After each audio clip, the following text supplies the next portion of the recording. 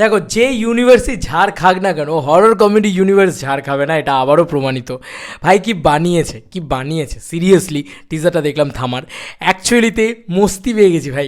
প্রথমেই ওরকমভাবে রশ্মিকার এন্ট্রিটা হচ্ছে। রশ্মিকা কোনো একটা প্রশিক্ষণের ভিতর দিয়ে যাচ্ছে, সেও কিন্তু কিছু একটা শেখার চেষ্টা করছে, এবং তার ভিতরেও না কোনো সুপার পাওয়ার আছে হয়তো সম্ভবত। এই প্রথমবারের জন্য ওরা কিন্তু লাভ স্টোরিকে প্রপারলি ডিল করতে চলেছে, এটা প্রপারলি লাভ স্টোরি বলবে। The love story first time বলেছে ওরা। দেখা যাক লাভ স্টোরিটা কত সুন্দরভাবে থাকে। লাভ স্টোরি যে কোনো সময় সব থেকে বেশি ওয়ার্ক করার জায়গায় থাকে বিজনে ও হো হো হো। দেখো ম্যাডকের যে জিনিসগুলো খুব খুব মানে এই ইউনিভার্সের ভিতরে আর কি খুব পজিটিভলি ওয়ার্ক করে, সেটা হচ্ছে আইটেম সং। দেখলাম রশ্মিকাকে দিয়ে একটা আইটেম সং করিয়েছে, আরও একটা আইটেম সং রয়েছে, দুটো আইটেম সং এবারে থাকতে চলেছে। মানে ওরা যেগুলো ওয়ার্ক করে সেগুলো ওরা একদম প্রপারলি দিয়ে দিয়েছে, ঠিক আছে। আমার বারবার মনে হয় যে মানে বাংলার উইন্ডোজ হচ্ছে ওখানকার ম্যাডক। মানে ম্যাডক কিন্তু পাবলিকের পালসটা খুব ভালো করে বোঝে। দীনেশ বিজন প্রেজেন্স যখন আসে, এবং স্পেশালি কনসেপ্ট লেভেলে খুব ভালো, যে 75 বছর ধরে আমি কারোর রোম্যান্স দেখিনি, করো রোম্যান্স হতে দাও।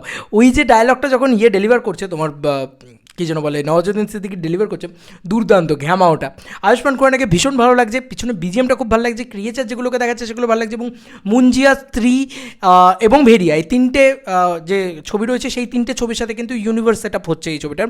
তার মানে আমরা বরুণ ধাওয়ান এবং তোমার শ্রদ্ধা কাপুর এবং ইয়েকে দেখতে পাবো, মঞ্জিয়াকে দেখতে পাবো এই সেট আপের ভিতরে। সেটাকে কত সুন্দরভাবে করতে পারে সেটাও একটা বড় দেখার বিষয় থাকবে, কারণ সবার ইউনিভার্স ফেল করলেও কিন্তু এই ইউনিভার্স ফেল করবে বলে আমার মনে হয় না, কারণ এরা খুব যুক্তিযুক্তভাবে খুব বুদ্ধি দিয়ে আর কি এটা করে। এবং ওর কাছে কীভাবে সুপার পাওয়ারটা আসছে, দাঁতগুলো কীভাবে ওই ক্যানাইন হয়ে যাচ্ছে, ওই জিনিসগুলো না খুব খুব ভালোভাবে আর কি দেখিয়েছে, এবং শ্যুট খুব ভালোভাবে করা। প্রথম শটটাই হচ্ছে একটা ওপর থেকে একটা পুরো একটা জায়গাকে দেখানো, সেই চন্দেরিকে দেখানোর মতন আর কি।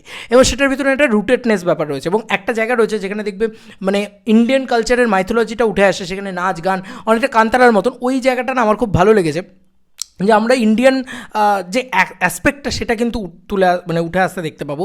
মানে অ্যাকচুয়ালি ভ্যাম্পায়ার, ড্রাকুলা ইত্যাদি এই সমস্ত জিনিসপত্র তো হলিউডের জিনিসপত্র, তো তার সাথে ইন্ডিয়ান যে এসেন্সটা সেটা কীভাবে মেশাচ্ছে সেটা হচ্ছে সবথেকে বড় ব্যাপার। আই হোপ সো যে ম্যাডকের উপরে ভরসা আছে। এই টিজারটার জন্য আমিও মুখিয়ে বসেছিলাম।